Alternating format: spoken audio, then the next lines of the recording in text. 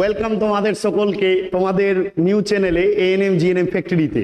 যেভাবে তোমাদের বলেছিলাম যে এএনএম জিএনএম ফ্যাক্টরি এই চ্যানেলে তোমাদের লাইফ সায়েন্সের ক্লাস হবে, তবে সেই লাইফ সায়েন্সের ক্লাসগুলো আমি এমনভাবে করাচ্ছি এএনএম জিএনএম তো কভার হবেই, তার সাথে সাথে তোমাদের আদার এক্সামও কভার হবে। ঠিক আছে, এবার ব্যাপার হচ্ছে যে এএনএম জিএনএম এর পরীক্ষা আর বেশি দিন নেই। আজকে 27 তারিখ হয়ে গেল, ঠিক আছে, আর মাত্র 12-13 দিন 14 দিন আছে। তো যাই হোক, একটু আমার দেরি হয়ে গেল এবার সেশনের ক্লাসগুলো শুরু করতে। ঠিক আছে, মাত্র 15-20 দিন আগে। দেখো, আমি তো নতুন সেট আপ করছি, সেট আপ করতেও আমার জাস্ট প্রায় 20-25 দিন হয়েছে। তো আমি সেই সময় থেকে সব প্ল্যানিং সেট করছিলাম কিভাবে এএনএম জিএনএম এর ক্লাস শুরু করব, কিন্তু সেই প্ল্যানিংটা সেট আপ করতে করতে একটু টাইম লেগে গেল। তো যাই হোক, এবছর তাও আমি 14 জুলাইয়ের আগে ম্যাক্সিমাম আমি বলেছি যতটা চ্যাপ্টার হয় আমি বায়োলজির কমপ্লিট করে দিব, তার সাথে সাথে ফিজিক্স কেমিস্ট্রির কিছু প্রিভিয়াস ইয়ার এমসিকিউ, তার সাথে চ্যাপ্টার কিছু ইম্পর্টেন্ট চ্যাপ্টারের এমসিকিউ গুলো পড়াবো। তোমাদের চিন্তা করতে হবে না, যতটা হয় ম্যাক্সিমাম করিয়ে দেব। তবে এবছর যা হচ্ছে কিন্তু 2025-এর উপর টার্গেট করে একদম এএনএম জিএনএম এর ক্লাস একদম খুব ভালো করে স্টার্ট হবে। ঠিক আছে, একদম চ্যাপ্টার দৌড়ে প্রতিটা জিনিসকে আরামসে আমি বলে যাব। তো তোমাদের সেগুলো নিয়ে একদমই চিন্তা করতে হবে না, একদম ভালো করে বিন্দাসভাবে পড়াশোনা করো। ঠিক আছে, তো যাই হোক, আমরা যেটা শুরু করেছিলাম লাইফ সায়েন্সের টপিক, লাইফ সায়েন্সের যেটা টপিক ছিল, দেখো লাইফ সায়েন্সে আমি আগের দিন তোমাদের বলেছিলাম যে এই জীবন সৃষ্টির ইতিহাসে যদি দেখতে যাও তাহলে দেখবো এই জীবন সৃষ্টি হয়েছে কিভাবে। জীবন সৃষ্টি হয়েছে, জীবনের সৃষ্টির ইউনিট বা একক হচ্ছে কোষ। যে কোষের মধ্যে প্রথম সৃষ্টি হয়েছিল প্রোক্যারিওটিক কোষ, তারপরে ইউক্যারিওটিক কোষ, আর সেই ইউক্যারিওটিক কোষ থেকে কিন্তু উদ্ভিদ কোষ আর প্রাণী কোষ তৈরি হয়েছিল। ঠিক আছে, তো উদ্ভিদ কোষ আর প্রাণী কোষের এর আগের দিন আমি একটু পার্থক্যটা বুঝেছিলাম যে পার্থক্য কি আছে, বা উদ্ভিদ কোষ কি নিয়ে গঠিত, প্রাণী কোষ কি নিয়ে গঠিত। এবার তার ভিতরকার যে অঙ্গাণুগুলো আছে বা জিনিসগুলো আছে সেগুলো নিয়ে আজকে আলোচনা করব। একদম শুরু থেকে শেষ অবধি থাকো, আজকে এই চ্যাপ্টার কমপ্লিট করব। ঠিক আছে, খুব ভালো করে মনোযোগ সহকারে ক্লাসটা করো। দেখো, আজকে আমরা জানবো, তোমরা ছোটবেলা থেকে বা যখন থেকে কোষ চ্যাপ্টার পড়েছো তোমরা শুধু মুখস্থ করে এসছো, এন্ডোপ্লাজমিক রেটিকুলাম কি, গোলগি বডি কি, রাইবোজোম কি, লাইসোজোম, এগুলো মুখস্থ করে এসছো, কিন্তু এই জিনিসগুলো মুখস্থ করার বিষয়বস্তু নেই। ঠিক আছে, এবার তোমাদের একটা কথা বলে দিই, তোমাদের যে যতটা হয় ম্যাক্সিমাম আমি চ্যাপ্টার কমপ্লিট করব 14 জুলাইয়ের আগে। ঠিক আছে, বায়োলজির। তার সাথে সাথে এই ক্লাসে আমি তোমরা শুধু কি করবে, ভালো করে ক্লাসটা দেখবে। ক্লাসের যা বোর্ড ওয়ার্ক আমি করছি সেই জিনিসটাকেই আমি তোমাদের টেলিগ্রাম গ্রুপে, এই ভিডিও ডেসক্রিপশন বক্সে টেলিগ্রাম গ্রুপ পাবে, সেই টেলিগ্রাম গ্রুপে এড হবে। এড হওয়ার পর সেখান থেকে এই পিডিএফটা পাবে। তোমরা সুন্দর করে মাত্র 15-20 মিনিট লাগবে খাতায় নোট ডাউন করতে। ঠিক আছে, তো এখন তোমার শুধু কাজ থাকবে, এখন লিখবে না, এখন শুধু ক্লাসটা মনোযোগ সহকারে করবে। এর আগের দিন অবধি আমরা পুরো জিনিসটাতে জানার চেষ্টা করেছিলাম। ঠিক আছে, সেগুলো জানার পর বাকি স্টেপগুলো এবার আমরা জানবো।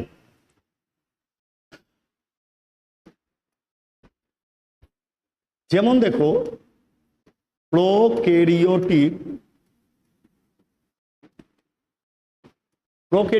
কোষ, প্রোক্যারিওটিক কোষ এটা তো হয়ে গেছিল, এটা হয়ে গেছিল। ঠিক আছে, আমরা যেটা উদ্ভিদ কোষ আর প্রাণী কোষ,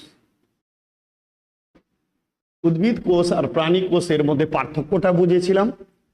এবার আমরা উদ্ভিদ কোষের আর প্রাণী কোষের বাকি বৈশিষ্ট্যগুলো জানার চেষ্টা করব।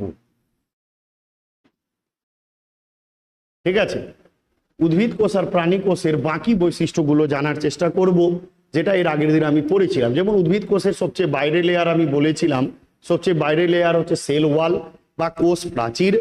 আর প্রাণী কোষের সবচেয়ে বাইরে লেয়ার, তারপরে উদ্ভিদ কোষের আরেকটা লেয়ার হচ্ছে কোষ পর্দা, আর প্রাণী কোষের সবচেয়ে বাইরে লেয়ার হচ্ছে কোষ পর্দা। ঠিক আছে, তার মানে এখানে অ্যাবসেন্ট আছে সেল ওয়াল বা কোষ প্রাচীর। তো আমরা জানার চেষ্টা করব প্রথমে একে অপর, মানে এক একটা করে। যেমন প্রথমে হচ্ছে উদ্ভিদ কোষের কোষ প্রাচীর, তারপরে কোষ পর্দা, তারপরে এই ভিতরটাকে আমি কি বলেছিলাম, এই পুরো এরিয়াকে বলা হয় প্রোটোপ্লাজম। যে প্রোটোপ্লাজমের মধ্যে কি আছে, নিউক্লিয়াস আছে, আর এদিকে সাইটোপ্লাজম আছে। ঠিক আছে, নিউক্লিয়াস আছে আর সাইটোপ্লাজম আছে। তো নিউক্লিয়াস আর সাইটোপ্লাজমকে একসাথে আমরা প্রোটোপ্লাজম বলবো। আর নিউক্লিয়াসের ক্যারেক্টার বৈশিষ্ট্য বা ভাগগুলো জানবো।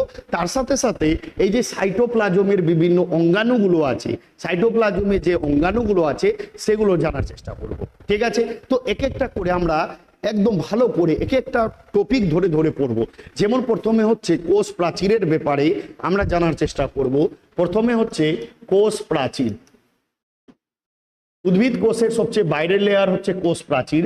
কোষ প্রাচীর কোশ্চেন আসে, ঠিক আছে, কোশ্চেন আসে যে কোষ প্রাচীর কি নিয়ে গঠিত। কোষ প্রাচীর গঠিত হচ্ছে সেলুলোজ, সেলুলোজ, হেমিসেলুলোজ, হেমিসেলুলোজ, তারপরে হচ্ছে প্যাকটিন ইত্যাদি নিয়ে গঠিত। ঠিক আছে, ইত্যাদি নিয়ে গঠিত। আমরা যদি কোষ প্রাচীর, প্রথমে যে কোনো জিনিসের আমরা স্ট্রাকচারটা জানার চেষ্টা করব যে কোষ প্রাচীর কি নিয়ে গঠিত। তাহলে কোষ প্রাচীর গঠিত আছে কি নিয়ে? সেলুলোজ নিয়ে, হেমিসেলুলোজ নিয়ে আর প্যাকটিন নিয়ে। এই তিনটি জিনিস নিয়ে মেনলি গঠিত হচ্ছে কি কোষ প্রাচীর। সেই গঠনটা আমরা প্রথমে কোষ প্রাচীরের গঠন জানলাম। তারপরে কোষ প্রাচীরের সবচেয়ে ইম্পর্টেন্ট যে জিনিসটা আমাদের জানতে হবে সেটা হচ্ছে কি? কাজ। কোষ প্রাচীর বললাম এটা হচ্ছে উদ্ভিদ কোষের এটা হচ্ছে কি? কোষ প্রাচীর। উদ্ভিদ কোষের এটা হচ্ছে কোষ প্রাচীর, সবচেয়ে বাইরে লেয়ার। এই কোষ প্রাচীরের ব্যাপারে আমরা জানার চেষ্টা করছি। তো কোষ প্রাচীরের কাজ কি? পুরো জিনিসটাকে, এই যে কোষটা আছে এই কোষকে কি করে আকৃতি প্রদান করে, আকৃতি প্রদান করে, কোষের আকৃতি প্রদান করে। তারপরে দ্বিতীয় হচ্ছে বাইরের যে কোনো আঘাত থেকে রক্ষা করে। এই যে বাইরে থেকে যদি কোনো আঘাত হয় সেই আঘাত থেকে কি করবে? রক্ষা করবে। কারণ তোমার বাড়ির প্রাচীর কি জন্য আছে? বাইরের কোনো চোর ডাকাত বা ইত্যাদি না প্রবেশ করে যায়, বাইরের কোনো প্রবলেম থেকে তোমার বাড়িতে কোনো ডিস্টার্ব না হয়, সেই জন্য তুমি প্রাচীর করে থাকো। ঠিক সেইভাবে উদ্ভিদ কোষের কোষ প্রাচীরের কাজ হচ্ছে বাইরের যে কোনো আঘাত থেকে কোষকে রক্ষা করা, বাইরের যে কোনো আক্রমণ থেকে রক্ষা করা। তো বাইরের আঘাত থেকে রক্ষা করা, বাইরের আঘাত থেকে রক্ষা করা হয়ে গেল। থার্ড হচ্ছে দুটো কোষের মধ্যে সংযোগ স্থাপন করা। দুটো কোষের মধ্যে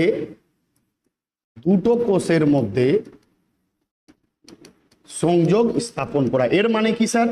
সংযোগ স্থাপন করা বলছি, সংযোগ স্থাপন করা, দুটো কোষের মধ্যে সংযোগ স্থাপন করা।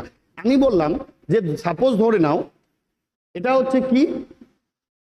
সাপোজ ধরে নাও আমি বললাম যে এটা হচ্ছে গাছ, এটা হচ্ছে ধরে নাও গাছ, উদ্ভিদ কোষের আমি এইখানে লক্ষ লক্ষ কোষ নিয়ে কিন্তু উদ্ভিদ কোষ তৈরি, লক্ষ লক্ষ কোষ নিয়ে উদ্ভিদ, এর মধ্যে একটা কোষকে আমি বের করলাম। ঠিক আছে, তো এখানে একসাথে প্রায় লক্ষ লক্ষ কোটি কোটি কোষ আছে পুরো গাছের মধ্যে।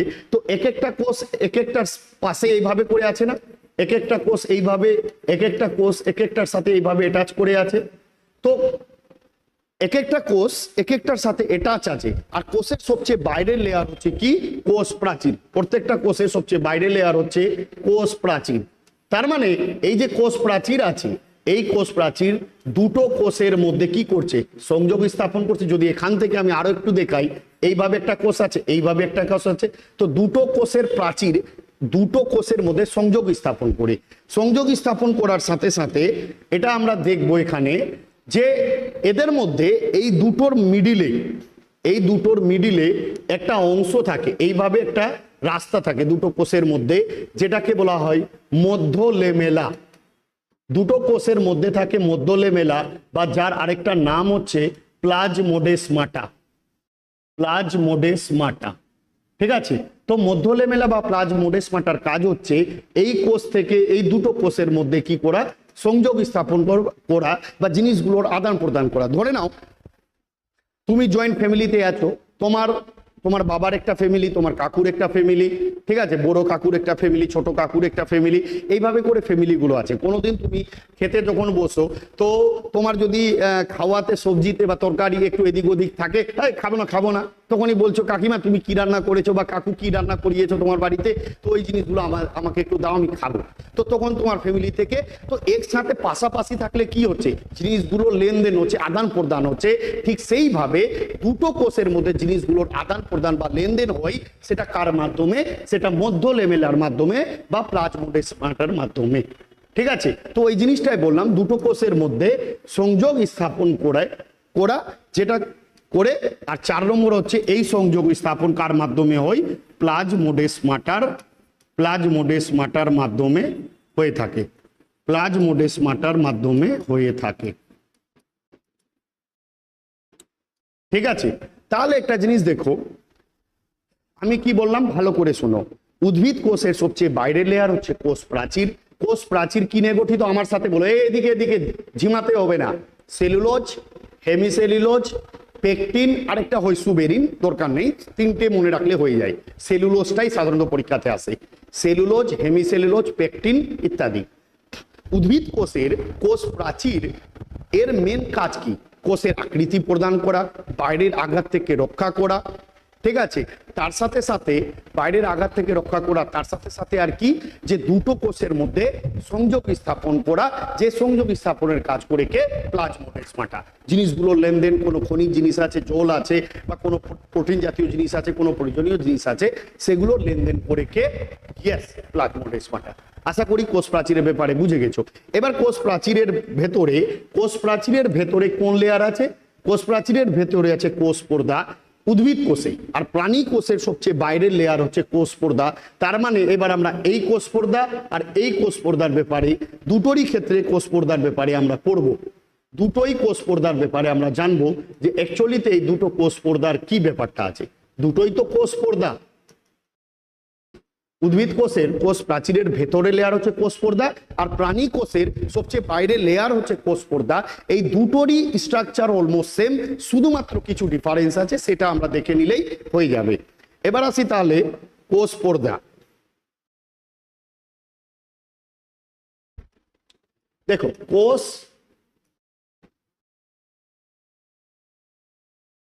পর্দা, যেটাকে ইংলিশে বলা হয় সেল মেমব্রেন, কোষ পর্দা বা সেল মেমব্রেন। ঠিক আছে, কোষ পর্দা বা সেল মেমব্রেন, প্রথমে আমাদেরকে এর গঠন জানতে হবে, কি নিয়ে গঠিত। গঠন হচ্ছে প্রোটিন, লিপিড, কার্বোহাইড্রেট,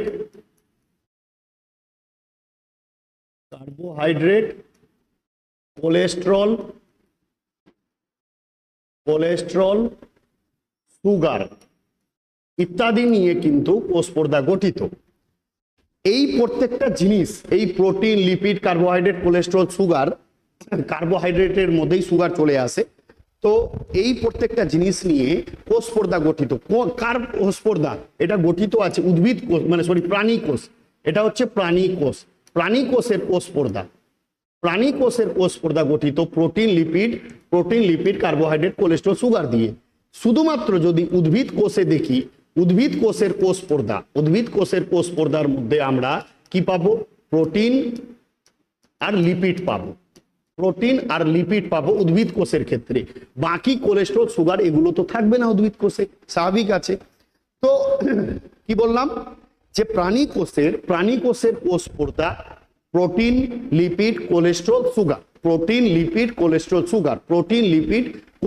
সুগার ইত্যাদি নিয়ে গঠিত। আর উদ্ভিদ কোষের ক্ষেত্রে শুধুমাত্র হচ্ছে প্রোটিন আর লিপিড, নিয়ে গঠিত। এটা হচ্ছে স্ট্রাকচার।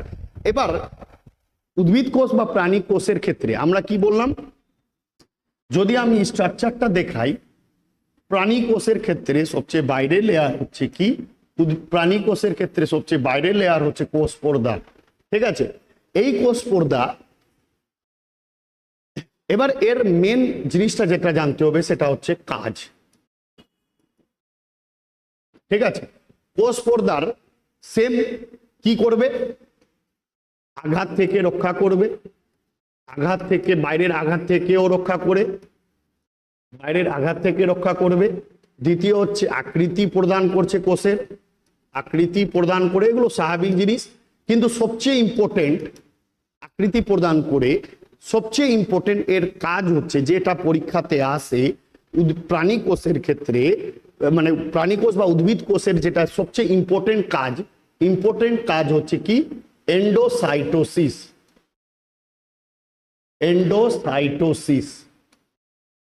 এন্ডোসাইটোসিস মানে কি? এন্ডোসাইটোসিস ধরে নাও আমি কি বললাম, এটা হচ্ছে প্রাণী কোষ, এর বাইরের লেয়ার হচ্ছে কি উদ্ভিদ কোষ, সরি এর বাইরের লেয়ার হচ্ছে কোষ পর্দা। প্রাণী কোষের বা উদ্ভিদ কোষের বাইরের লেয়ার কোষ পর্দা। উদ্ভিদ কোষের ক্ষেত্রে কোষ প্রাচীর আছে কিন্তু কোষ পর্দাও তো আছে। তো এই কোষ পর্দা এর মেন কাজ হচ্ছে এন্ডোসাইটোসিস করা। এন্ডোসাইটোসিস মানে খাদ্য গ্রহণ করার প্রসেসকে, উদ্ভিদ কোষ বা প্রাণী কোষের কোষ পর্দার মাধ্যমে খাদ্য গ্রহণ করার প্রসেসকে এন্ডোসাইটোসিস বলে। কি বলে? এন্ডোসাইটোসিস, খাদ্য গ্রহণ করার পদ্ধতিকে। যেমন আমরা বলি যে আমরা যে খাদ্য গ্রহণ করি, আমাদের খাদ্য গ্রহণ করার পদ্ধতিকে আমরা কি বলি? আমরা খাদ্য গ্রহণ করছি, পরিপাক করছি ইত্যাদি এইভাবে বলি। কিন্তু উদ্ভিদ কোষের বা প্রাণী কোষের মাধ্যমে খাওয়া গ্রহণ করার পদ্ধতিকে এন্ডোসাইটোসিস বলে। এই এন্ডোসাইটোসিস আবার দুটো ভাগে বিভক্ত। একটা হচ্ছে ফেগোসাইটোসিস, আরেকটা হচ্ছে পিনোসাইটোসিস।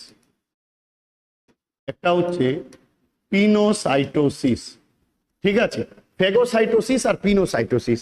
ফেগোসাইটোসিস মানে কি? যেমন ধরে নাও, ফেগোসাইটোসিস মানে হচ্ছে, ভালো করে বুঝবে, যে তুমি যখন দুটো খাদ্য, মানে তোমার খাদ্য গ্রহণ করে সাধারণত থাকো, তুমি দুটো জিনিস দুটো ভাবে খাদ্য গ্রহণ করো। একটা হচ্ছে যখন তুমি রুটি খাও, চাল খাও, মানে কঠিন জাতীয় খাদ্য যখন খাও, রুটি খাও, চাল খাও, ভাত খাও, মাছ খাও, মাংস খাও, ডিম খাও, ঠিক আছে, সবজি খাও, এগুলো যে খাচ্ছ তুমি, এগুলো কঠিন জাতীয় খাদ্য। ঠিক আছে, এগুলো কঠিন জাতীয় খাদ্য যে গ্রহণ করছো, এটাকে বলা হয় ফেগোসাইটোসিস।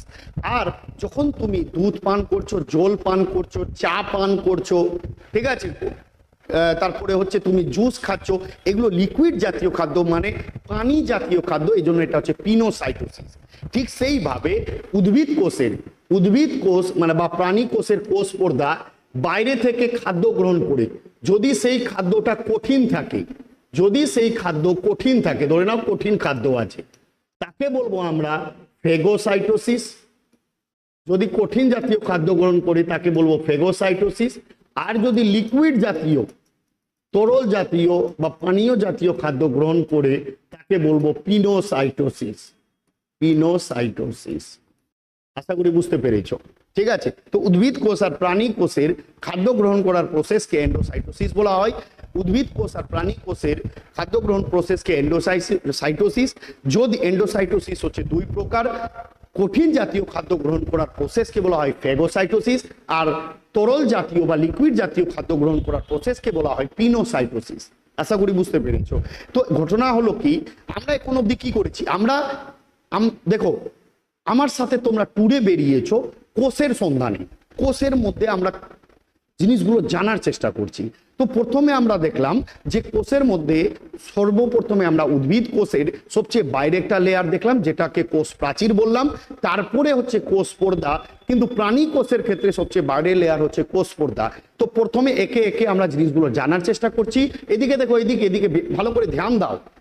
কোষ প্রাচীর প্রথমে বললাম, কোষ প্রাচীর কি নিয়ে গঠিত? সেলুলোজ, হেমিসেলুলোজ, পেকটিন ইত্যাদি নিয়ে গঠিত। কোষ প্রাচীরের কাজ হচ্ছে বাইরের আঘাত থেকে রক্ষা করা, আকৃতি প্রদান করা, আর সবচেয়ে ইম্পর্টেন্ট কাজ হচ্ছে দুটো কোষের মধ্যে সংযোগ স্থাপন করা মধ্য লেমেলা বা প্লাজমোডেসমাটার মাধ্যমে। তারপরে আমরা কোষ পর্দার ব্যাপারে জানার চেষ্টা করলাম। কোষ পর্দার সবচেয়ে বাইরে লেয়ার, কোষ পর্দা হচ্ছে প্রাণী কোষের সবচেয়ে বাইরে লেয়ার। এর গঠন হচ্ছে protein, lipid, carbohydrate, sugar, cholesterol ইত্যাদি প্রাণীদের কোষে থাকে। আর উদ্ভিদের ক্ষেত্রে শুধুমাত্র প্রোটিন আর লিপিড থাকে। ঠিক আছে, প্রোটিন আর লিপিড উদ্ভিদ কোষের ক্ষেত্রে থেকে থাকে। এবার এদেরও কাজ অলমোস্ট সেম, কিন্তু এর ইউনিক কাজ হচ্ছে কোষ পর্দার এন্ডোসাইটোসিস, মানে খাদ্য গ্রহণ করার প্রসেসকে এন্ডোসাইটোসিস বলে। এন্ডোসাইটোসিস হচ্ছে দুই প্রকার, ফেগোসাইটোসিস আর পিনোসাইটোসিস। কঠিন জাতীয় খাদ্য গ্রহণ করার প্রসেসকে ফেগোসাইটোসিস বলে, আর তরল জাতীয় খাদ্য গ্রহণ করার প্রসেসকে পিনোসাইটোসিস বলে। এবার ঘটনা হয় যে কোষ পর্দা প্রাণীদের কোষ পর্দা বা উদ্ভিদদের কোষ পর্দা, এখানে কি বললাম, এই যে এইভাবে করে এখানে এটা কি দিয়ে গঠিত স্ট্রাকচারটা, এই স্ট্রাকচারটা গঠিত আছে প্রোটিন, লিপিড ইত্যাদি দিয়ে, কোলেস্ট্রল, সুগার, প্রোটিন, লিপিড ইত্যাদি দিয়ে। তো সর্বপ্রথমে সায়েন্টিস্টদের মধ্যে একটা কোশ্চেন এসেছিল যে প্রোটিন, লিপিড যে সাজানো আছে বা কোলেস্ট্রল, সুগার ইত্যাদি যে সাজানো আছে সেগুলো কিভাবে সাজানো আছে, সেগুলোর উপরে বিভিন্ন সময় বিভিন্ন মডেল এসেছিল। ঠিক আছে, বিভিন্ন সায়েন্টিস্টরা বিভিন্ন মডেলের কথা বলেছিল, যে এই কেউ বলেছিল এইভাবে সাজানো আছে, কেউ বলছে উপর নিচে সাজানো আছে, এইভাবে করে বিভিন্ন মডেল এসেছিল, যেটা পিএলপি মডেল বা স্যান্ডউইচ মডেল, হ্যাঁ এগুলো মডেল ছিল। যার মধ্যে সবচেয়ে অন্যতম মডেল ছিল কি, সেটা ছিল fluid mosaic model. Fluid mosaic model বা তরল মোজাইক মডেল, এই মডেলটার নাম দিয়েছিল সিঙ্গার ও নিকোলসন। বহুবার পরীক্ষাতে আসে, এটা বিভিন্ন পরীক্ষাতে আসে, এনএম জিএনএম এর পরীক্ষার জন্য এটা খুব ইম্পর্টেন্ট। এটা কি বললাম, এই যে কোষ পর্দা কি নিয়ে গঠিত, কোষ পর্দাগুলো কিভাবে সাজানো আছে, এইভাবে প্রোটিন আছে, এইভাবে লিপিড, এইভাবে প্রোটিন, এইভাবে লিপিড, এইভাবে প্রোটিন, এইভাবে লিপিড, এইভাবে প্রোটিন, এইভাবে লিপিড, এইভাবে করে সাজানো আছে। ঠিক আছে, এর মধ্যে দিয়ে এর মিডিলে কি আছে, প্রাণী কেসের ক্ষেত্রে এভাবে চেন লাগানো আছে। ঠিক আছে, কিসের চেন, সুগার চেন আছে। ঠিক আছে, এর মধ্যে আছে জল, তারপর এখানে মিডিলে প্রোটিন আছে, এইভাবে করে মিডিলে এইভাবে করে সাজানো আছে। তো এই যে সাজানো মডেলটা, এটারই নাম দিয়েছিল ফ্লুইড মোজাইক মডেল বা তরল মোজাইক মডেল, যেটা দিয়েছিল সিঙ্গার ও নিকোলসন। আশা করি বুঝতে পেরেছো। এবার আমরা কোষ প্রাচীর হলো, কোষ পর্দা হলো, এবার কোষের ভেতরে প্রবেশ করব। কোষের ভেতরে প্রবেশ করেই আমরা যে জিনিসটা পাবো, কোষের ভেতরে প্রবেশ করে দেখো,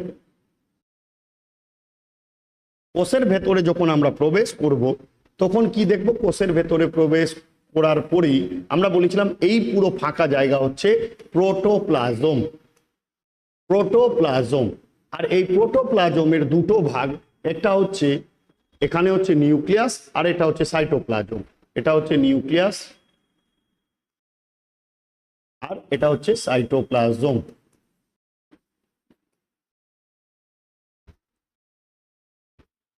ঠিক আছে, এটা হচ্ছে নিউক্লিয়াস আর এটা হচ্ছে সাইটোপ্লাজম, এই পুরো ফাঁকা জায়গা।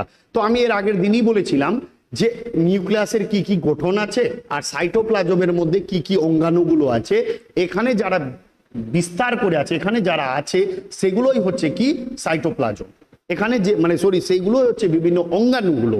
এবারে আমরা একের ওপরে দেখো, প্রথমে কোষের ভেতরে প্রবেশ করলাম, তারপরে আমরা প্রোটোপ্লাজম পেলাম। প্রোটোপ্লাজমের দুটো ভাগ, একটা নিউক্লিয়াস আর বাকি অংশ হচ্ছে সাইটোপ্লাজম।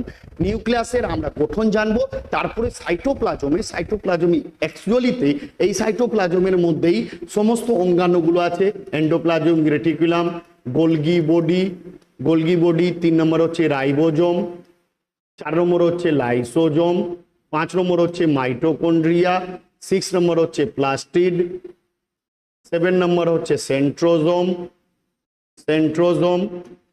ঠিক আছে, বাস এগুলো হচ্ছে সব অঙ্গাণুগুলো এই সাইটোপ্লাজমে অবস্থান করছে। আর তারপর হচ্ছে নিউক্লিয়াস। তো আমরা একে ওপরে প্রত্যেকটা অঙ্গাণুগুলোকে জানার চেষ্টা করব। প্রথমে যে জিনিসটা জানবো সেটা হচ্ছে নিউক্লিয়াস।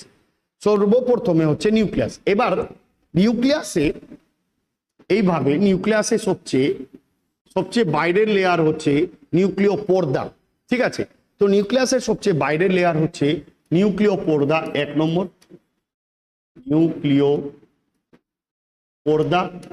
তারপরে এর ভেতরে আছে নিউক্লিয় ওলাস, দ্বিতীয় হচ্ছে নিউক্লিয় ওলাস,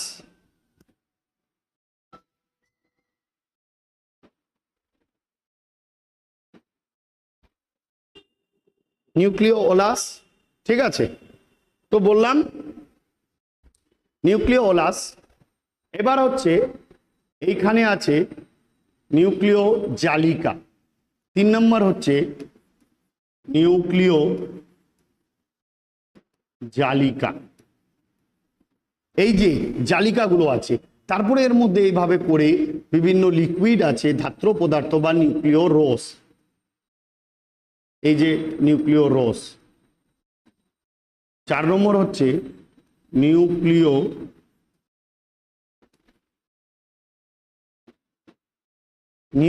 রস। ঠিক আছে,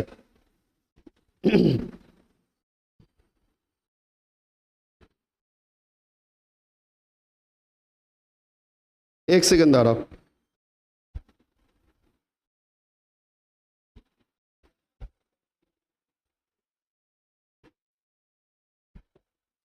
ঠিক আছে, তো প্রথমে আমরা যদি এই কোষের ভেতরে নিউক্লিয়াস আছে, নিউক্লিয়াসের সবচেয়ে বাইরে লেয়ার হচ্ছে নিউক্লিয় পর্দা, তারপরে হচ্ছে নিউক্লিওলাস, এই যে ডিপ জিনিসটা আছে নিউক্লিওলাস, তারপরে হচ্ছে নিউক্লিয় জালিকা, তারপরে হচ্ছে নিউক্লিয় রস। ঠিক আছে, তারপরে হচ্ছে নিউক্লিয় রস।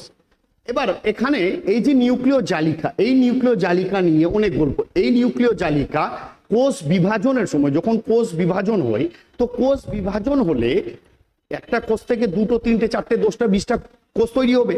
তো এই কোষটা কিভাবে তৈরি হয়, মানে কোষ বিভাজনের মাধ্যমে।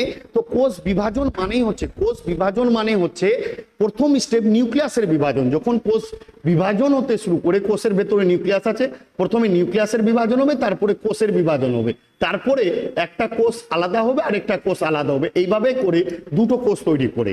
তো নিউক্লিয়াসের বিভাজনের সময় এই নিউক্লিয় জালিকাগুলো এইভাবে করে বাইরে বেরিয়ে যায়, পর্দা খুলে যায়, এই পর্দাটা খুলে যায়, পর্দা খুলে গেল, নিউক্লিয় জালিকা বাইরে বেরিয়ে গেল। নিউক্লিয় জালিকা যখন বাইরে বেরোয়, এই নিউক্লিয় জালিকাকে বলা হয় ক্রোমাটিন। নিউক্লিয় জালিকাকে বলা হয় ক্রোমাটিন। তারপরে এটা হচ্ছে ক্রোমাটিন। এবার এটা আস্তে আস্তে বিভিন্ন ক্রস বিভাজনের বিভিন্ন দশাতে এটা কনডেন্স হয়ে জমা হয়, তখন এটাকে বলা হয় ক্রোমোজোম। আর এই ক্রোমোজোমের মধ্যে আছে ডিএনএ।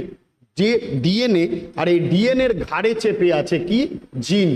এই ডিএনএর ঘাড়ে চেপে আছে জিন। বুঝতে পারলে, যে জিন বংশ পরম্পরায় ক্যারেক্টার এক জেনারেশন থেকে আরেক জেনারেশনে যায়।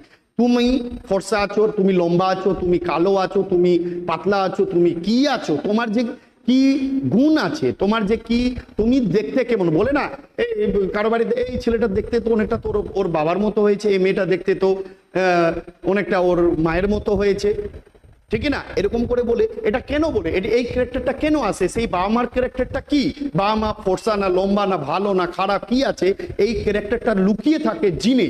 আর জিন কোথায় থাকে, ডিএনএ তে। ডিএনএ কোথায় থাকে, ক্রোমোজোমে। আর ক্রোমোজোম কোথায় থাকে, ক্রোমাটিনে। ক্রোমাটিন থেকে ক্রোমোজোম তৈরি হয়, আর এই ক্রোমাটিন থাকে নিউক্লিয়াসের ভেতরে নিউক্লিয় জালিকার মতো করে নিউক্লিয়াসে। আর নিউক্লিয়াস থাকে কোথায়, কোষে। আর কোষ থাকে কোথায়, আমাদের শরীরে। এবার বংশ পরম্পরায় বাবা মার পর যখন শিশু জন্ম নেয়, শিশুর মধ্যে সেই ক্যারেক্টারটা ডিএনএ এর মাধ্যমে যায়, যার জন্য এই ডিএনএ এর মাধ্যমে সেই জিনটা যায়, যার জন্য অনেক সময় ডিএনএ টেস্ট করা হয় না, ফিল্মে মুভি উভিতে দেখেছো যে ডিএনএ টেস্ট করলে আমরা জানতে পারবো এটা কার ছেলে বা কার মেয়ে।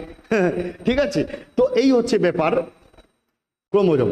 এবার হচ্ছে এটা হচ্ছে কি এখানে, এবার আমরা নিউক্লিয় পর্দা, এই নিউক্লিয় পর্দা থেকেই প্রথমে হচ্ছে নিউক্লিয় পর্দা, এই নিউক্লিয় পর্দা থেকেই কিন্তু প্রথমে তৈরি হবে যে অঙ্গাণু, সেটা হচ্ছে এন্ডোপ্লাজমিক রেটিকুলাম। এই নিউক্লিয় পর্দা থেকেই তৈরি হয় এন্ডোপ্লাজমিক রেটিকুলাম, একটু পরে দেখাচ্ছি। তারপরে হচ্ছে নিউক্লিয় ওলাস। নিউক্লিয় ওলাস কোষ বিভাজনের সময় একটা ইম্পর্টেন্ট রোল প্লে করে। তারপরে নিউক্লিয় জালিকার ব্যাপারে বললাম। আর নিউক্লিয় রোস কিছু না, এটা হচ্ছে পুরো সেই যেখানে জলি ভর্তি আছে নিউক্লিয় রোস। ঠিক আছে, তো এই হচ্ছে নিউক্লিয়াসের ব্যাপারে আমরা জানলাম। এবার আস্তে আস্তে এরপরে বাকি যে এই অঙ্গাণুগুলো আছে এদের ব্যাপারে আমরা জানার চেষ্টা করব। ঠিক আছে, তো এই যে অঙ্গাণুগুলো আছে এগুলো জানার জন্য তোমাকে দেখো একদম মুখস্থর কিছু নেই, একদম গল্পের মতো প্র্যাকটিক্যালি এন্ডোপ্লাজমিক রেটিকুলাম কেন আসলো, গোলগি বডি কেন আসলো, কিভাবে সৃষ্টি হলো, রাইবোজোম কোথায় থাকে, লাইসোজোম কিভাবে তৈরি হলো, মাইটোকন্ড্রিয়া কি, এই যে এই জিনিসগুলো একদম ধাপে ধাপে জানার বিষয়বস্তু আছে। ঠিক আছে, তো দেখো প্রথমে হচ্ছে আমরা যদি প্রথমে যদি আমরা বলি, এটা হচ্ছে দ্বারা এটা হচ্ছে কি একটা কোষ, ঠিক আছে। এবার কোষের ভেতরে আমি বললাম এখানে হচ্ছে এটা হচ্ছে প্রাণী কোষ, সাপোজ ধরে নাও এখানে আছে নিউক্লিয়াস।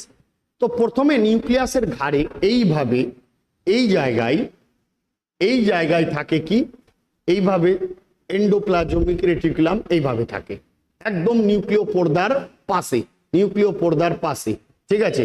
নিউক্লিয় পর্দার পাশে এইভাবে, এই যে নিউক্লিয় পর্দা আছে, নিউক্লিয় পর্দার পাশে এইভাবে থাকে কি এন্ডোপ্লাজমিক রেটিকুলাম।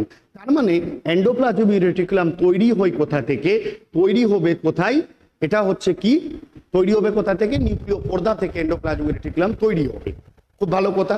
এবার এর পাশে এখানে থাকে গোলগি বডি, এভাবে থাকে গোলগি বডি, আর এখানে থাকে লাইসোজোম, এখানে থাকে মাইটোকন্ড্রিয়া, ঠিক আছে, আর এখানে আছে রাইবোজোম। এইভাবে করে রাইবোজোম আছে, তো প্রথমে আমরা এন্ডোপ্লাজমিক রেটিকুলামের ব্যাপারে বলা হয়েছে, তো সেই জন্য আমরা জানবো এন্ডোপ্লাজমিক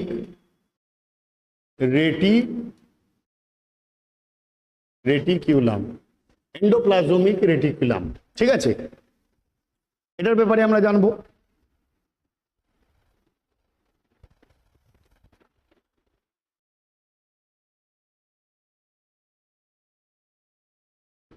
দেখো এবার এই গঠনটা তো আমি বললাম, এবার বাকি যে অংশগুলো এন্ডোপ্লাজমিক রেটিকুলাম, ঠিক আছে, এন্ডোপ্লাজমিক রেটিকুলাম, তারপর হচ্ছে গোলগি বডি, তারপর এখানে হচ্ছে রাইবোজোম, এখানে লাইসোজোম, মাইটোকন্ড্রিয়া, এই প্রত্যেকটার ব্যাপারে আমরা আস্তে আস্তে জানার চেষ্টা করব, ঠিক আছে, আস্তে আস্তে করে জানার চেষ্টা এই জন্য করবো। দেখো একটা চিরন্তন বাস্তব কথা বলছি প্র্যাকটিক্যালি, যেটা আমি তোমাদের বললাম যে আমি নিজের সেট আপ শুরু করেছি, জাস্ট কিছুদিন হয়েছে, বেশি দিন হয়নি শুরু করার। এই এএনএম জিএনএম এর বেস্ট প্রিপারেশন নিতে গেলে মিনিমাম অ্যাটলিস্ট 5 থেকে 6 মাস বেস্ট ভাবে প্রিপারেশন নিতে হয়। তাও আমি তোমাদের বলেছি তোমাদের পরীক্ষার আগে ম্যাক্সিমাম লাইফ সায়েন্সের যতটা চ্যাপ্টার হয় আমি কমপ্লিট করব, যতটা হয়, তার সাথে সাথে ফিজিক্যাল সায়েন্সেরও কিছু এমসিকিউ নিয়ে আসবো, ইংলিশের কিছু মহামেরাথন হবে। তোমরা শুধু ক্লাসটাকে সাপোর্ট করবে, আর একটু অবশ্যই ক্লাসে ডেসক্রিপশনে তোমরা কমেন্ট সেকশনে গিয়ে কমেন্ট করে জানাবে যে ক্লাস কেমন লাগলো, ঠিক আছে। আজকের ক্লাস আমি এখানে কমপ্লিট করছি, এর নেক্সট সেশন নেক্সট দিন আমি বাকি জিনিসগুলো নিয়ে আসবো, নেক্সট দিনই আমি বাকি জিনিসগুলো পুরো কমপ্লিট করে দিব। ওকে, ধন্যবাদ, সবাই খুব ভালো থেকো। ক্লাস কেমন লাগলো অবশ্যই কিন্তু অবশ্যই কমেন্ট সেকশনে জানাবে, নাহলে ক্লাস বন্ধ করে দিব, ঠিক আছে। তো যাই হোক, দেখা হচ্ছে নেক্সট এপিসোডে। ধন্যবাদ, সবাই খুব ভালো থেকো, জয় হিন্দ।